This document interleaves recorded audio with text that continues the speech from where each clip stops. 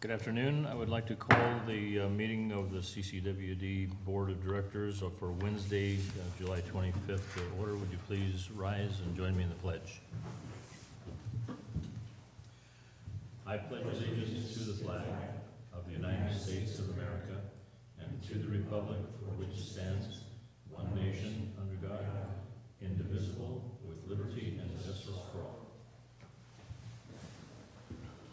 We talked about you seeing the national anthem. Ed voted it down. And voted it down. And said no. Rebecca, would you call the roll, please? Sure. Director Underhill? Here. Vice President Thomas? I am here.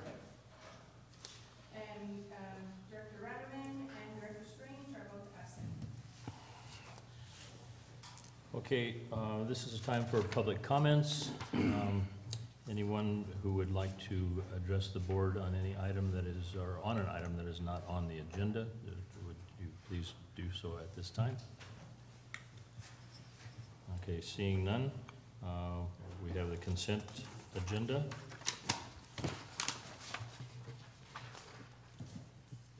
I'll move for acceptance.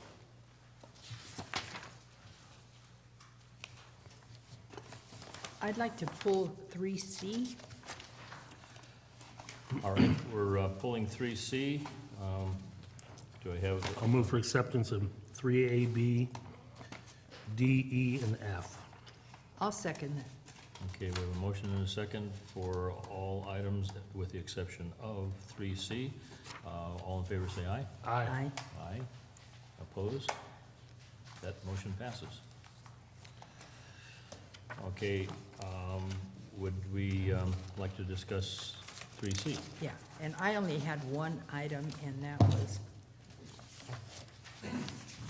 I highlighted it, but it's highlighted in my other consent agenda.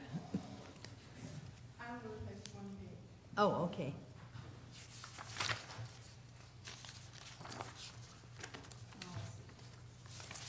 Yeah, you did?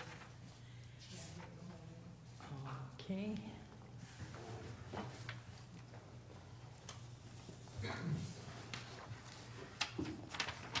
Excuse me just a minute.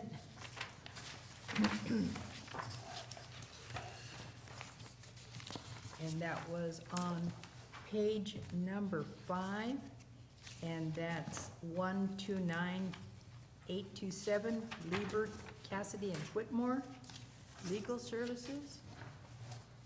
And maybe I've asked that question before about.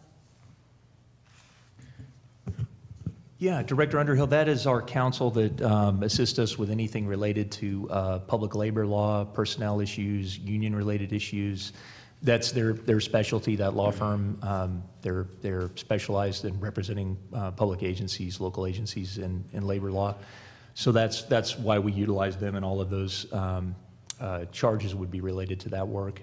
Okay, because that is their specialty, and we're on It is, yeah, it is. negotiation, so. Exactly. So it's typical that law firms do specialize in that practice, and that's the case.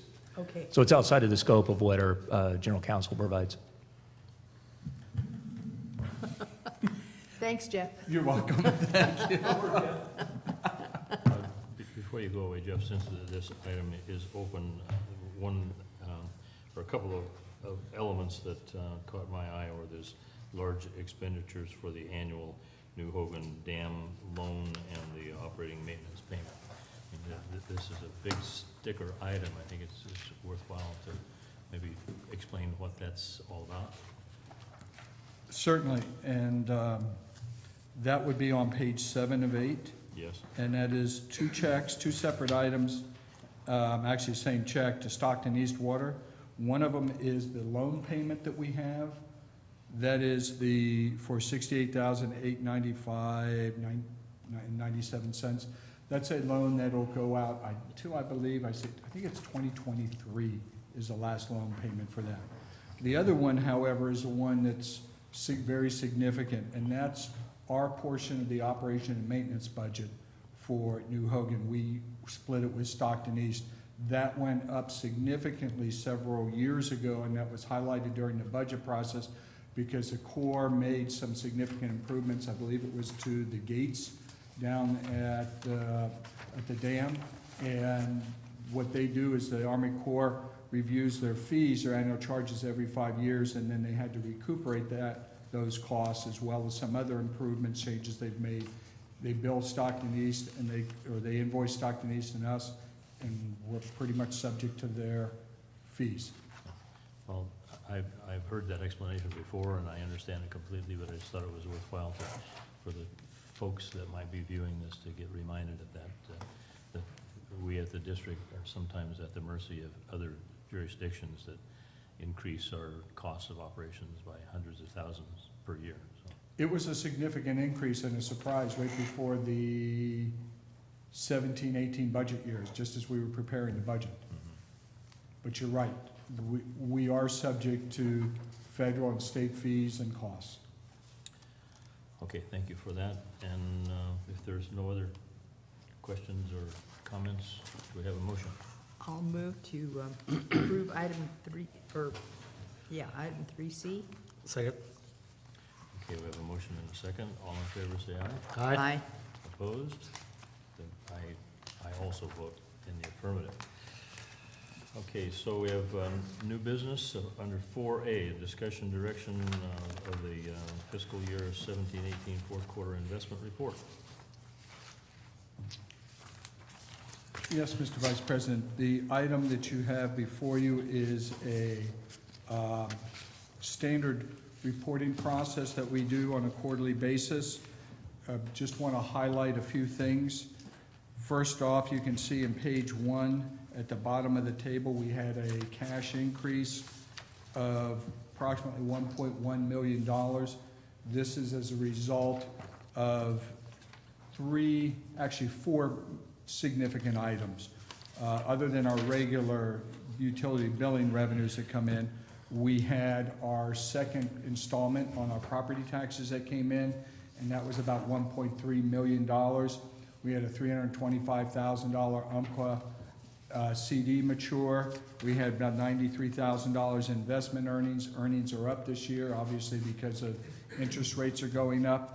We also had another distribution on our defaulted Lehman bond, a little over $10,000. That brings us to, I think it was $629,000, just under 46% recovered, which is a lot better than what we were offered anywhere from, in the early stages, anywhere from 18, then they upped it a little bit to 27 to 29 cents on the dollar.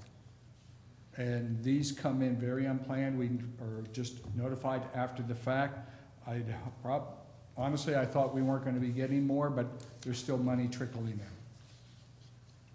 As far as the feds and what the Treasury is doing, I mean, the Federal Open Market Committee is doing as far as Fed funds rate and their target, they raised it another 25 basis points during the last quarter. The target range is now 1.75 to 2.2%. You can probably figure on another 2 more increases by the end of the year, 25 basis points each, as the economy is starting to heat up, and unemployment rate is at historical lows. So with that in mind, even though they get pressure to keep rates down, their main goal is to keep inflation within that 2% target rate and keep unemployment within its range, 4 to 4.5%. So I can anticipate higher Fed funds rates, which in turn increases borrowing costs, but we also get higher returns on our investments. And that's why, as you look in the budget this past year, we were able to increase our budget forecast for investment earnings. And with that, I'll answer any questions. One of the things that I was noting, or that I was listening to, was the fact that we talk about a low unemployment rate, which Yes. is great, but we don't have people who are looking for those jobs that are unfilled. You know, we don't have the skilled labor force to do that. So, you know, a low unemployment rate sounds just wonderful, but chip away at it. Yes.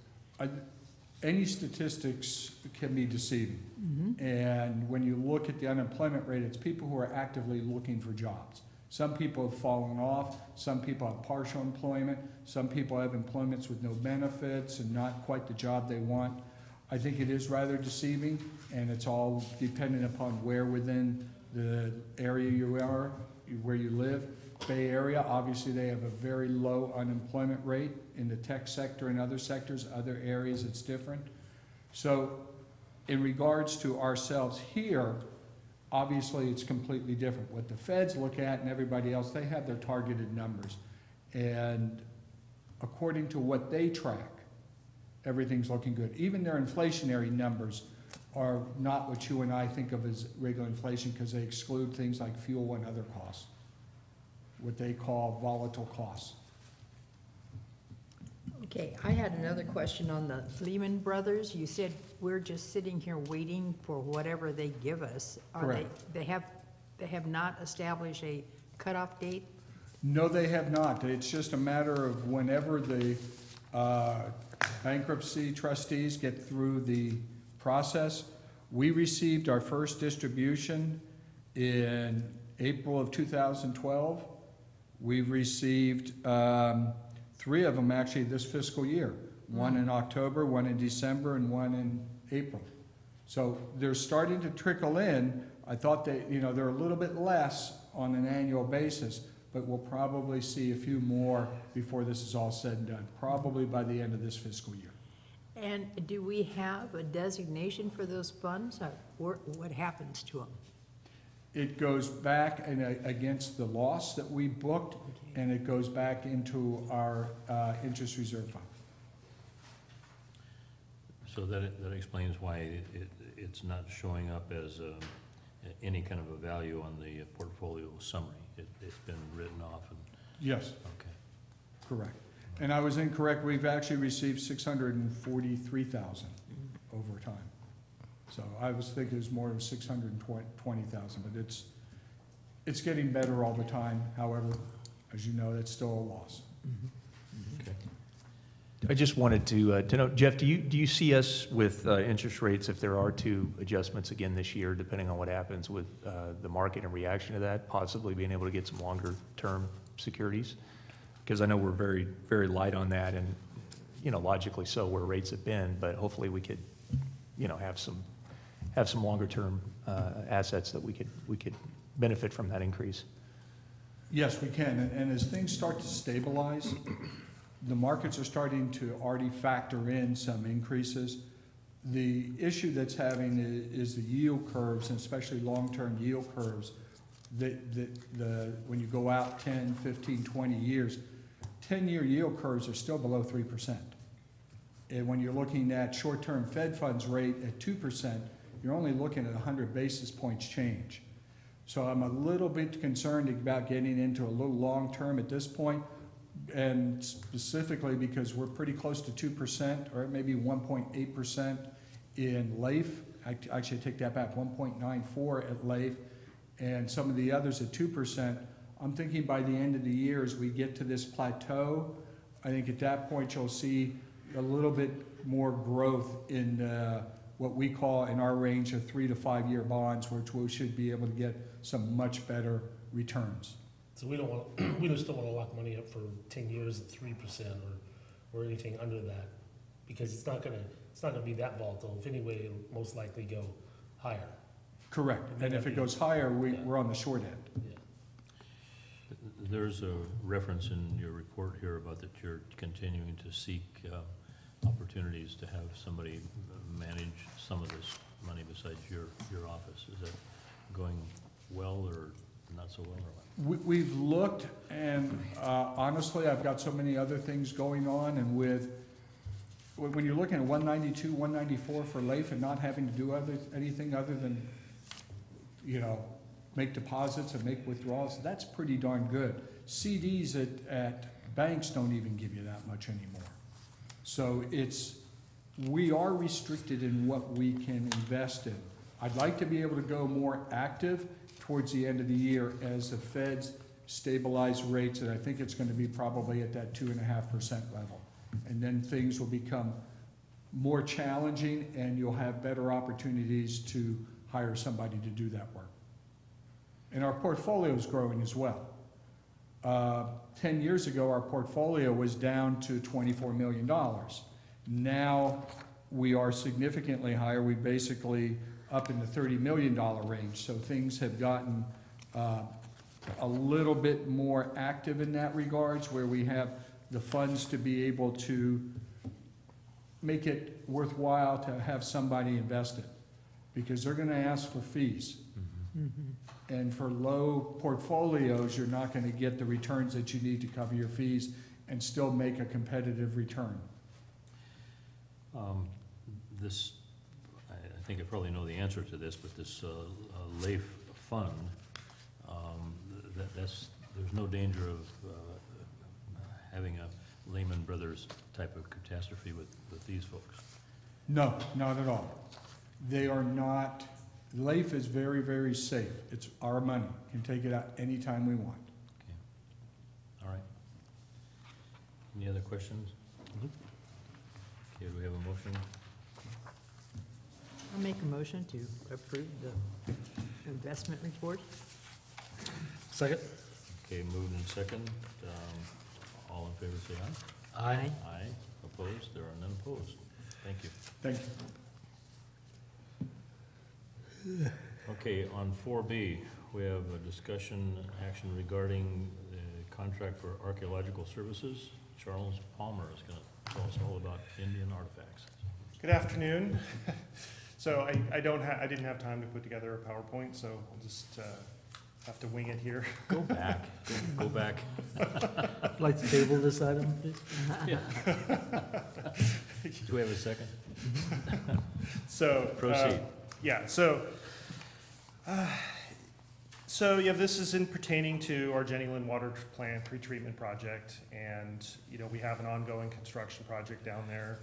It's been well documented. That site has is a cultural resources or important to the local tribes and in our region. And so, it's kind of been a learning process for me. I mean, we've gone from initially thinking it was going to be a simplistic view of things to it progressing to a more complicated situation there. So, and involving lots of, Cal OES, FEMA, SHPO, State Historic Preservation Officer, and so there's a lot of parties involved, and no one alone is a decision maker other than probably FEMA. So we have limited ability to it's a negotiation with FEMA. So and FEMA's kind of setting the rules here. So and we're in a situation in which we pretty much have to have the archaeologist on site to monitor the work during construction, and we don't really have any choice on it. So I think what I was trying to get approval for today was basically to explain the situation, and because it exceeds our authorization ability, we have to come to the board for authorization for this item due to the dollar amount. So I prepared the agenda item here.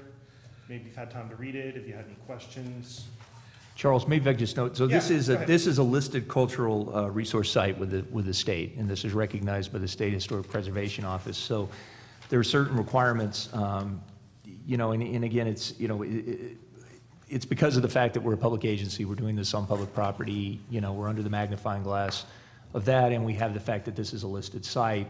And in fact, in this project, we have actually found artifacts in the process of beginning the earthwork. So that triggered a response by FEMA to say that we had to stop work, and they had to come up with a plan that they could submit to the State Historic Preservation Office that they would approve before we could then commence construction again. And so that's what we've been working on, and Charles has been doing everything he can to keep this moving and keep the cost down related to the stop. I mean, obviously, stopping construction is the last thing anybody ever wants to do on any project because there are costs associated with that. But we had an excellent call with the environmental manager for FEMA. She was very professional, very serious about getting this done, and she said one of the main things that's helping us get this through SHPO as the state office is the fact that we have a common agreement between us, between FEMA, and between the tribe on our approach to how we would respond to this. And And so really what we had to do was to be a part of this plan as it was implemented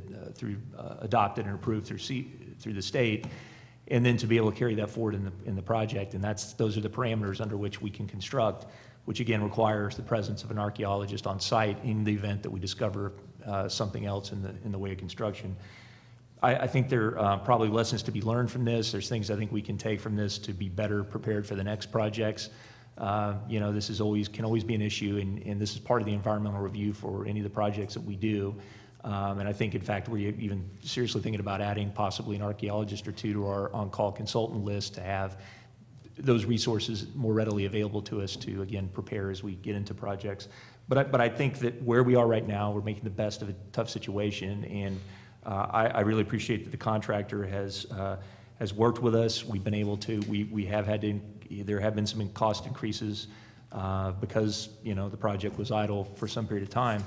But I think we've kept that to as low amount as we can, and we are back on track, and I think we're in a better position to deal with anything we may discover at this point. So believe me, I really wanted to, I've been close to this, not as close as Charles, but I really wanted to understand where we're coming from with this agenda item, because asking for an increase of this amount in a contract that we have is something that you have to seriously evaluate, and you don't bring it to a board unless you've really considered it.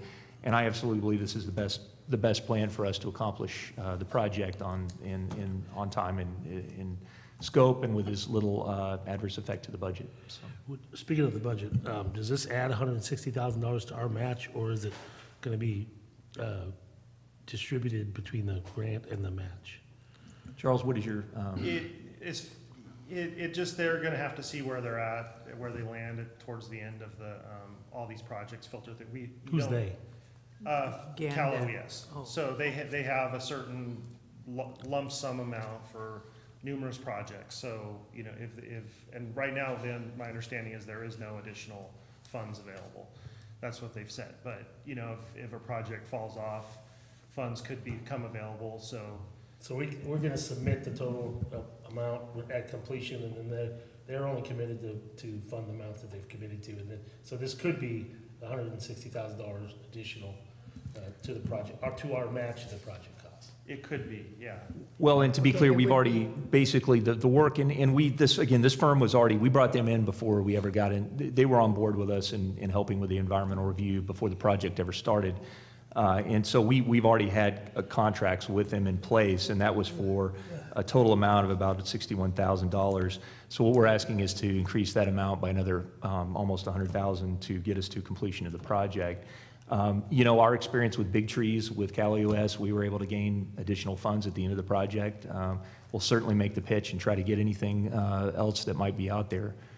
But again, I think this puts us in the best course to keeping the project moving and avoid the delay and cost of, And part of this too is that we feedback from our auditors about not splitting POs. So, I mean, this is the total cost for this consultant going back for a couple years now. So we're presenting the total cost, not just, the current amount, so. All right. But I see that on this recap of the scope of the work that they've billed for, is that it looks like that they've been doing it on a per hour basis or a per day basis. So when I read this, it was gonna be $20,000 a month, that was gonna be like an automatic billing of $20,000, whether they were out there or not. So. I just threw that out there because I was in correspondence with an archaeologist, and they didn't have a number for me then. They sent me a number yesterday. But they still have to submit their hours. And Yeah, it's all based on hours. So, and they are operating out a little bit out of, far out. So they, out of San Rafael, but their archaeologist comes up here and, stays locally during the week and then commutes back on the weekends. and then that's something we're looking at in the future. Do we have access to other possible consultants that would be be closer and more cost effective? And that's something I had a really good discussion with Terry, Director Strange, about as well before this, about this item, and he had some good ideas on that as well. So we will definitely explore explore that, but the main thing is we're not in conflict with the tribe or the state or federal government on this issue. We're working together to get through this project. So thank you for entertaining this. Again, this is not something we bring unless we believe we need to. Okay. I just have one question. Will you put this into perspective, and I hope I haven't asked this before, but here we have a great big construction site, and we're, digging up ground to do what we have to do. The archaeologist sits there and looks at what we've dug up and is able to determine that. Yeah, I mean, that's it in general. I mean, they have, they're experts, so they're looking for specific things. Mostly they're looking for, in the site we're working at, we have an area where there's been previous construction, so there's a back layer of backfill. Below that, there's kind of the original surface that they're looking at, like a 1 to 2 to 3 foot section that may contain artifacts, and then below that is just bedrock down below. So they're looking in a specific area, and also because the backfill likely came from the site, previous construction, they probably moved the dirt around in the earthwork. That they're also screening some of the backfill material and finding some artifacts in that disturbed soil. So in the area that they did find a deposit, they spent a good amount of time with a crew of, I think, 3 or 4 archaeologists for a week, hand digging in one area and that they felt was particularly important. So, Yeah. I mean, as a civil engineer, I just have to trust their judgment that they're doing their job. Yeah, you see this on the History Channel where they've dug up this great big hole, and then you have. Let's hope that this one doesn't do that. Yeah. Well, this is why, at one point, El Dorado Irrigation District had their own archaeologist on staff, a full-time archaeologist, to do this kind of work, to map these resources all over the county, because this is, it's, as a public agency, again, we have to be responsive to this, and the last thing we want to do is get it at odds with the state or a tribe, and. Oh, absolutely. It's just ironic, but that job we're doing in Buena Vista, right across the street, or not across the street, but within our view, less than a half a mile away, they're taking about 1,000 transfer loads a day out of that facility, and I just wonder what their archaeologist is doing. I mean, they basically it's like digging a mine. I mean, they're taking so much material out of there and then just have a big sheer block wall that's just shotcrete into the side of the hill. And I guess they're just taking it out to eventually come up with a flat spot to build the casino. But I just wonder if they're spending 160 grand. I doubt it. It's an Indian casino. Yeah, it's sovereign, yeah. I just want to note as well, we do have, we have been dealing with the construction-related cost of the delay, and that's something that we've continued to address. We're trying to address it immediately. The last thing we want to do is let those kind of issues linger till the end of the project, and then it becomes more difficult to calculate the cost of that and what's legitimate charges. So that's happening. I think, we've had, Charles, what is the kind of in the range of what we're looking at? I think it was somewhere around, was it 60,000? 60 or 70,000, I think, total for the amount, which, again, given the fact that the project was stopped for a period for 76 days. 76 days, I think that we mitigated that collectively, us and the contractor, is the best way we could have, and I appreciate Charles' diligence on that and our team that works on this, including our inspectors. So, hopefully, fingers crossed, we don't have another delay like that. We've got a plan that, that's we're paying to have archaeologists on site. It's cumbersome and expensive, but at the same time, hopefully that means that if we do encounter other things, we can quickly deal with it and move on and not have to stop. So, Dave, could you share with the other board members what you were telling me about the excavation bucket, the modification that had to be? Yeah, Charles, you could probably do, I think they actually changed out the excavator, the bucket to go from one that had teeth on it to one. That too, by the way. But it's so the normal bucket has teeth on it, so it can kind of rip through the ground more efficiently. But when you're digging for the slowly digging, they have I think they call it they weld a plate across Just the a teeth, land- a a landscape. smooth plate. Landscape bucket. Yeah, so they can just slowly scrape off the layers of, when they get down, they don't do that until they get down to the layer they're most concerned about. And then when they get in that layer, they process through that. I think, we had like a 15 by 15 foot excavation, and I think it just took them, a couple hours to get through a foot of that stuff, so it went pretty. I'm sure the elevation of where we're digging down to is important, but, in hindsight, the way I've always understood that they mitigate a lot of these things is to add fill. And if we come across another sensitive spot, or if we have to do something in that area, we might want to think about bringing material in and then compacting it, so we're not going to get down into that area that's archaeologically sensitive. I mean, if you think, 160,000, we're talking 220,000, we could have brought a lot of material in there, raise the site up. But I'm sure that it's not the case in this matter, but if we, the adjacent property, I think that's how they mitigated it, where the training center is, that when that guy bought that lot, they had brought, quite a few feet of material and raised it up and allowed him to build that house. That's how that happened over there. Yeah, I think if we do another project on that site in the future, which I don't know if it'll be in my lifetime or my career here, that Maybe we should just end on that, Joe. That's kind of a somber and, but yeah, I'll make a motion authorizing archaeological services by Garson Associates of the Jane Water Treatment Plant. I'll second. Okay, we have a motion and a second. Public comment on this item? No? Okay, all in favor say aye.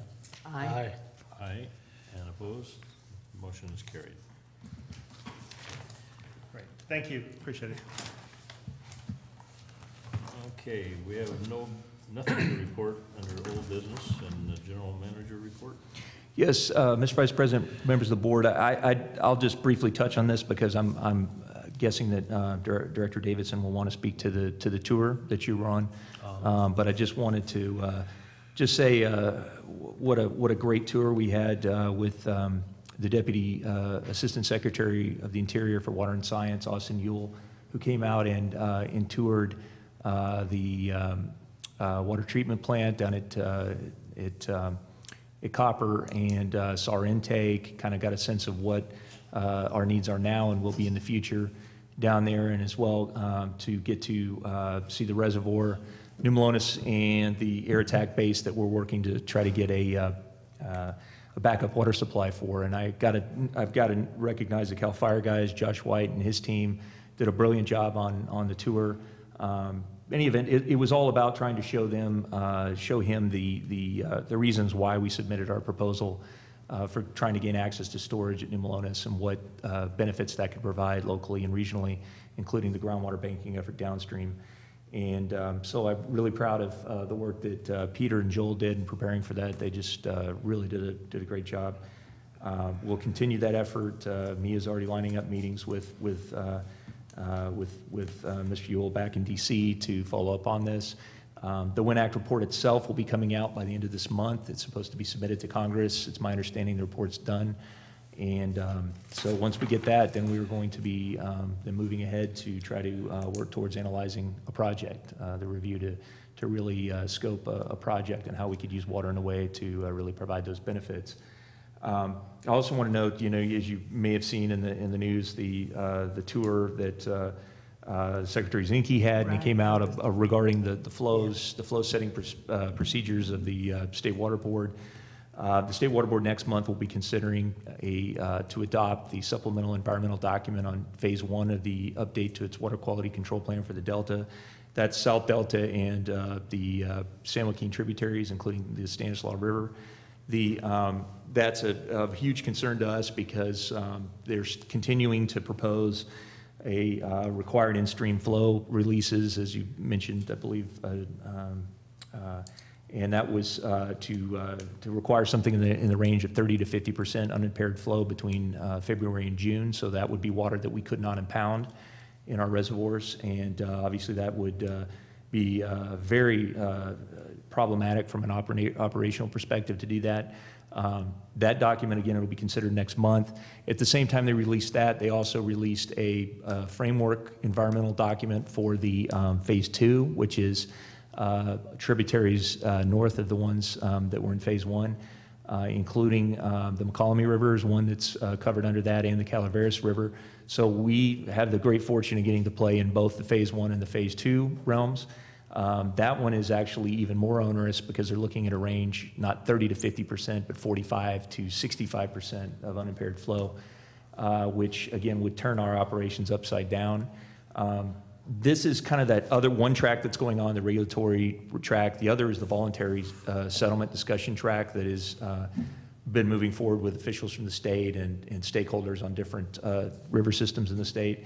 You know, I think that there was some language in that supplemental environmental document in the framework that calls into question whether we can actually negotiate the voluntary agreements like we had been represented we would be able to. It actually says that we won't, the way it's written, it states that while we might be able to get some relief on the amount of in-stream flow that would, or the unimpaired runoff requirement, we would still be required to meet at least a minimum threshold in that range. So if it's a 40 to 60% range, that we would have to have at least 40%.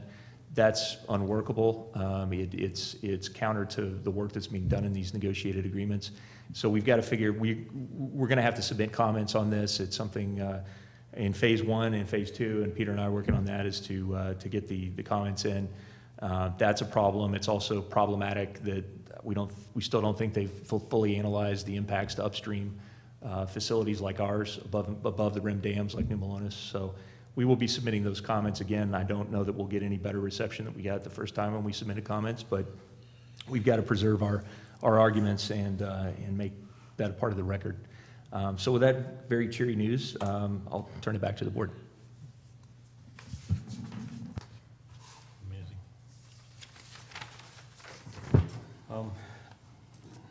You may not have an answer to this, but if you have Zenke representing the federal interests, interior and everything below it, and you have the state seemingly working in counter directions, who has jurisdiction? I mean, it seems like it's pretty simple, but maybe not.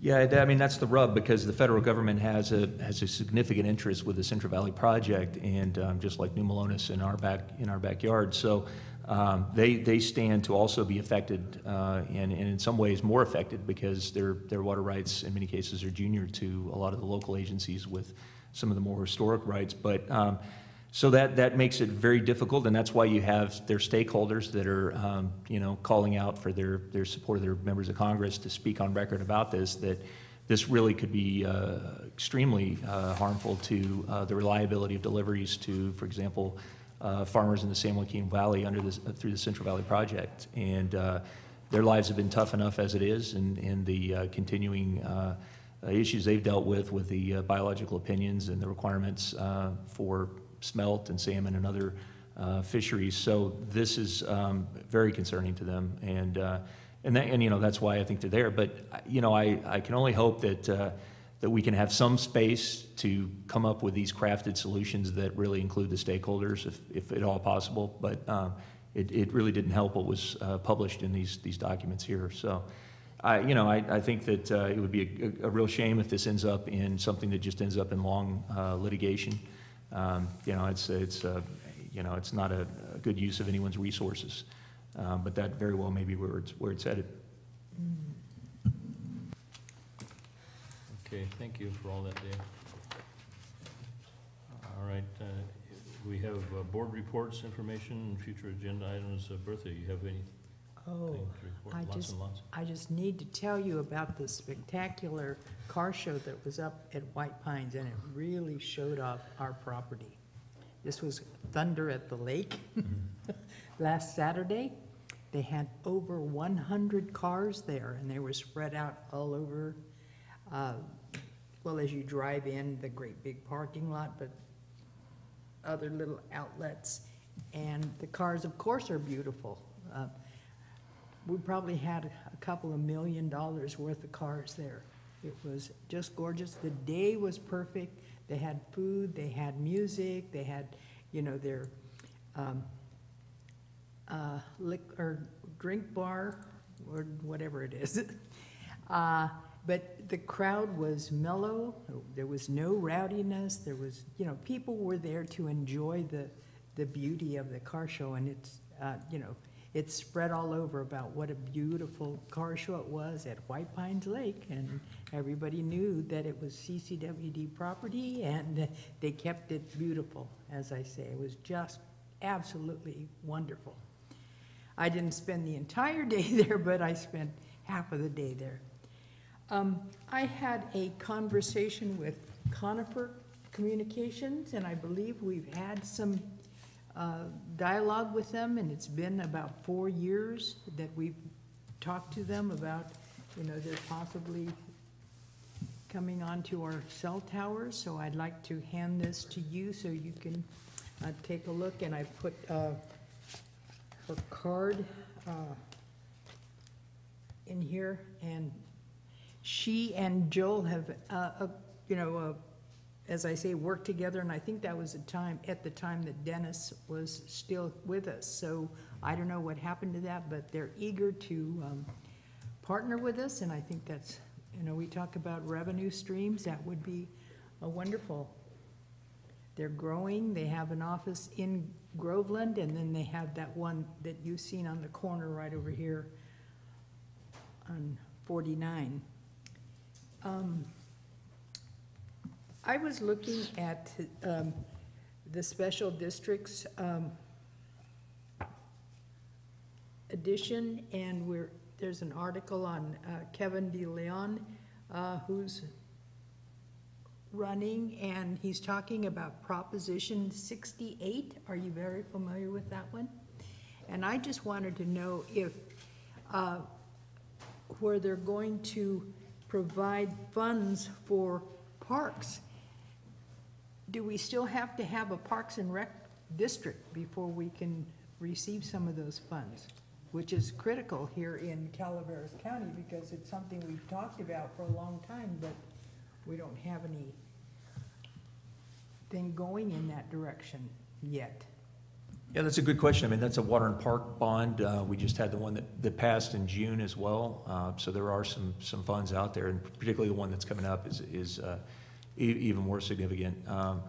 But I know the county in the past has been able to obtain grant funds for some of the improvements at the White Pines Park.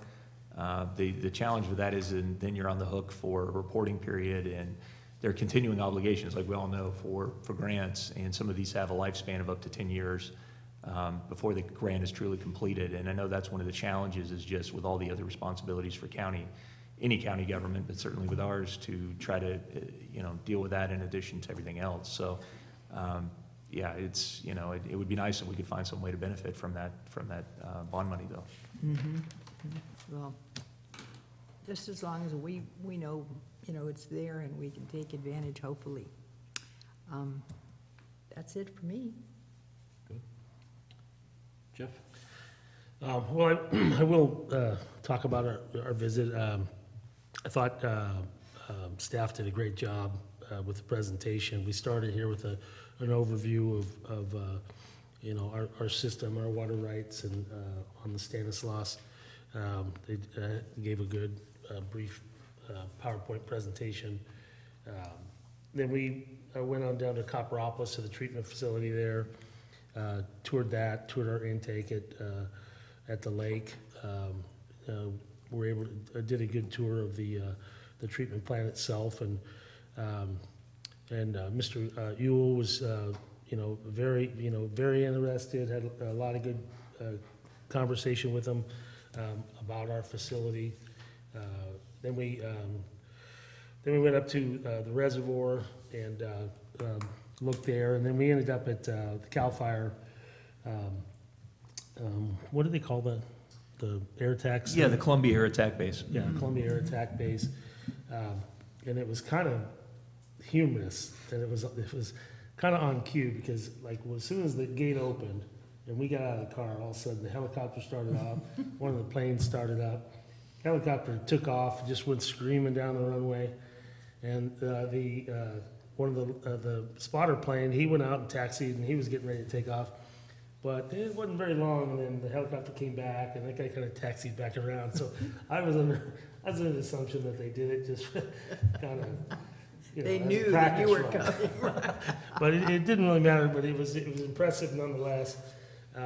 We got to tour the facilities, where they store and mix the water, and the grounds up there are kept well. The guys are terrific. I mean, it really is impressive to see the leadership that they have there. And of course, they were on call there for the Ferguson fire. And while we were out on our tour, they had a little fire down in Burson, which they went and put out, it's just, we're really lucky to have that facility so close, and have the people running it that are running it. I mean, I just can't say how impressed I was. And then, of course, they cooked us lunch, and I will just say, anytime you have a chance to eat in a firehouse, you need to go. I mean, they had cooked some ribs and tri-tip in a barrel, and and the whole crew ate. It wasn't just us, but it was a terrific meeting, and also I think we made significant progress with our Warren Act. Just the discussions with Austin Buell. I mean, he understands the facility. He's been up here before. The administration and him, I think, are going to support to whatever extent they can. They're going to definitely have give us consideration, and I know he already has the report, or he had it as of last week anyway. I don't know. He said he hadn't read it yet, but he went and got it. I'm just I want to stay optimistic. I think it was a great example of how we parlay our lobbying in D.C. and to be able to bring them out and to get them on the ground and to see the facilities and to see what the positives are and the potential is, I think is really significant. And so I'm thankful for staff for putting it together, and I think we have an ally, albeit I don't expect him to stay for very long. It seems kind of like a short-term thing for him, maybe another year or so. So I'm hoping if he does, I hope we make enough progress in that time frame. But I think without question, he's engaged in it and wants to help us. So I think it was a real positive meeting. So. And you said about lobbying, so that meant MEOUT was able to work Well, yeah, with them? we met with him in D.C., and others, and to be able to get them back out here on the ground, is a significant thing. I mean, they, for the most part, and I don't care what side of the aisle the appointees are, they do come here with the idea to help. It's just sometimes the bureaucracy won't let them, or they have to find another way. But they're truly interested. There's really nothing political about what we're asking here. I mean, there's California politics, but it's not a Democrat or Republican thing. It's water supply, and we all need it. So I just thought it was a great example of our long-term efforts in D.C. in making a difference. It isn't always cash in hand.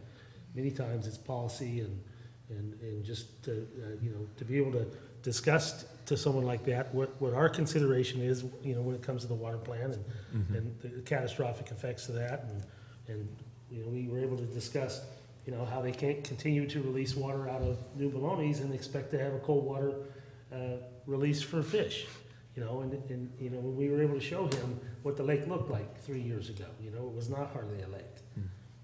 But now what they're asking what they're going to want to do now is put it back in that state. And it's nice to hear somebody of authority talk about the value of recreation for our counties, and those are a lot of the things that we were able to discuss. And so I thought it was good, and I'm hopeful, and so I'm proud of staff for putting it together. They did an excellent job all around. And I thank you. I just wanted to know too that Jesse Hampton and Bill Cardinal, I want to recognize them for their help with it. Was great. Yeah, Jesse was very helpful. Bill put on a great presentation at the treatment plant. He was very efficient and educated, and it was just impressive. You know, all around, it was impressive. I don't know how anybody, you know, and Austin is a very, very bright guy. I mean, he's from agriculture, he understands, you know, he's from Fresno, plans to go back there. You know, he's a Northern California guy, and it's just great to have somebody like that on our team, you know? And I really felt like I really feel like he is on our team, so it's good to have. Scott Ratterman was telling me that they barbecued or smoked the ribs, but they told you that they just hung them out in the smoke Yeah. from the fire. Yeah. Well, it was just what I joked with Dave. I said, well, with any luck, we'll have a fire, you know, going on. And, you know, of course, we didn't want to have a fire, but, you know, we had the Ferguson fire, all that smoke blew in. Then we had another one over in Burson, so it was kind of exactly what we wanted it to look like. And then to have Zinke come out the very next day, and, I mean, if you think of that, you know, we met with Austin, and then the very next day, he's touring, you know, the Ferguson fire, and he's like, man, I was just at the air attack base. I got in one of the planes, you know. And one of the funny things is, and I heard there was a helicopter crash yesterday, but I didn't hear anything about this. But we met the one helicopter pilot, and that guy was an absolute riot. I mean, he was so funny, and just his interaction with Austin and the rest of us was something else. I mean, that guy's a hoot. You could tell. But all those guys do an amazing job, so I was very happy to be part of that. And Director Davis, I just also want to note, appreciate that Supervisors Garamendi and Mills were able to join us as well. They were here at the very beginning and left, and they had a couple of small issues regarding the tree removal on Bureau of Reclamation property, and a couple other things that they left with Austin, and I'm sure he was able to, you know, continue that. So it was also a good opportunity to share our lobbying efforts like we envisioned with the county, and to get them in front of somebody that normally they wouldn't ever have a chance to meet if we weren't doing it for them. So that was positive as well. Well, even though that it was in my district, it seems like that I would have just been in the way. Well, there would have been three of us, so. Oh, that's right. Yeah. Yeah, okay. Well, you could have stayed home. Well, yeah, we were the contacts that met him back then. I know. He wouldn't know who the hell you were. I know that perfectly. You can't take a joke anymore. He just said, aren't you new? Aren't you the new guy? But I really want to say, Jeff, how much I appreciate your efforts, and I can't think of anybody else who could, have the organizational memory that you've got that, kind of Absolutely. carry these things Well, I appreciate that. forward for And please run 18 again. years or so. I'm running, I'll tell you that. I don't know where to, but.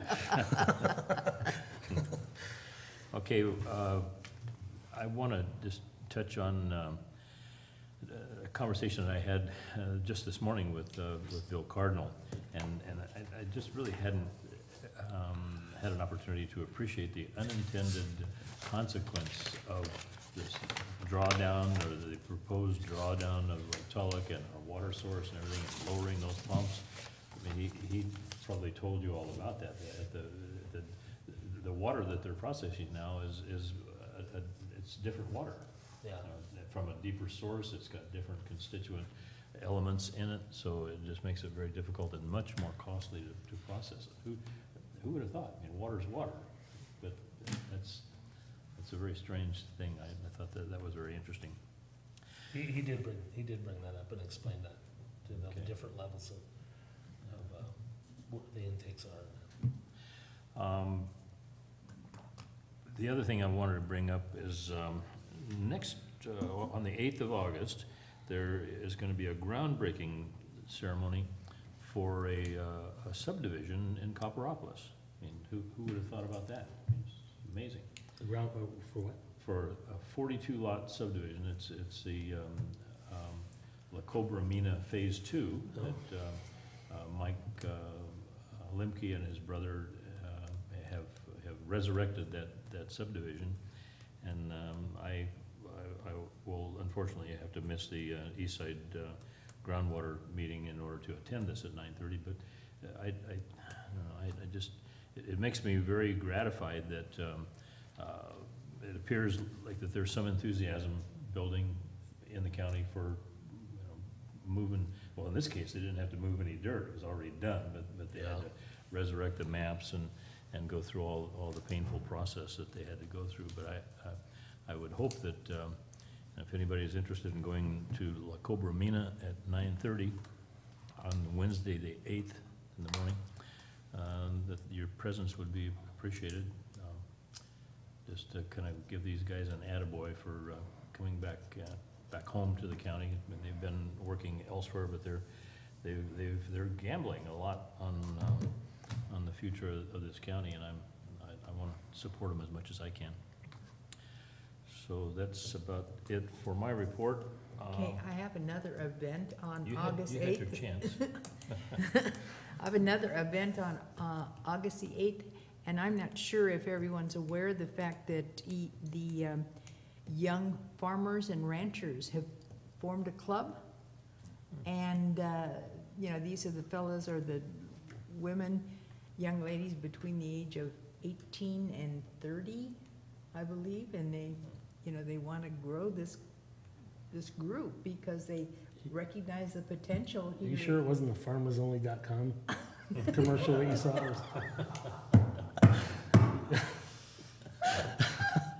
Are you sure you heard the whole thing? They're going to be having dinner at Utica House in Angels Camp. And so I was thinking, this is a great collaboration with us, because we are interested in doing something for agriculture and On the 8th, you ranchers, said? so, yeah. And so that might be something that our PIO could look into. And so I'll find the name of it and of the group and the name of the event, and no, it's not farmers.com. Let's see.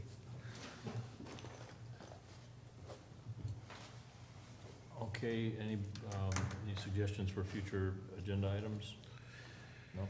Well, one thing, I would I'm not sure when we get our report for the, I think we're doing quarterly engineering report on active developments or projects. I just want to make sure we are including any, because I haven't seen any, like, I've been asked about some of the projects down in Valley Springs, and all I can remember was we gave one concept approval and one not, but I don't know if they're still active or if they're still being, but it would be nice to know what development projects are being, pushed through, or that are active. I think it is something we should be keeping our eye on. All right, just want to announce that our next board meeting will be at 1 o'clock on Wednesday, the 8th, and then the meeting after that is 1 o'clock on Wednesday, the August 22nd. So we're going into closed session. We have 1, 2, 3, 4 items. are there 4? On the back page. I don't know. Trust me. Anyway, we have 4 items to discuss, and we shall return. Public comment on Yeah. closed session. Okay, do you have any public comment about the closed session items? Okay, hearing none, we will return.